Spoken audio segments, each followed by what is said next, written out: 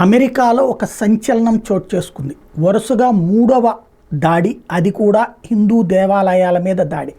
నిన్నే చెప్పుకున్నాం, మన ఆంధ్ర దాకా కూడా ఇలాంటి ఉద్రిక్త సంఘటన చోటు చేసుకుని పెడనలో ఆలయం కూల్చివేతకి మీదకి వెళ్ళటం, ఆ సందర్భంగా అక్కడ హిందువులు అడ్డుకోవడం, పోలీసులు అడ్డుకుంటే వాళ్ళ మీద కూడా దాడి జరిగినటువంటి సంఘటన. అది ఒక ఎత్తు అయితే, న్యూయార్క్లోని మెల్విల్లులో ఉన్నటువంటి స్వామినారాయణ దేవాలయాన్ని సోమవారం ధ్వంసం చేశారు.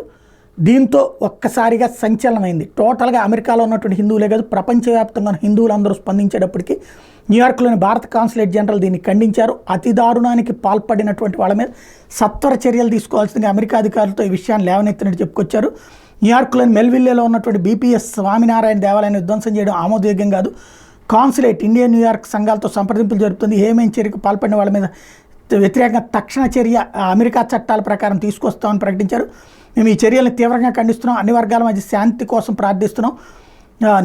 ఈ నేపథ్యంలో విశ్వాసంతో సంబంధం లేకుండా అందరికీ శాంతి, గౌరవం, సామరస్యం అమెరికాలో సాధ్యమని ప్రకటించుకొచ్చారు. అయితే అక్కడ ఫక్ మోడీ లాంటి నినాదాలు రాయటం అన్నటువంటిది అక్కడకు వచ్చినటువంటి ఉన్మాదులు, మేబీ ఇది ఖలిస్తానీ తీవ్రవాదులు ఈ ఘాతుకానికి పాల్పడి ఉంటారని అనుమానిస్తున్నారు.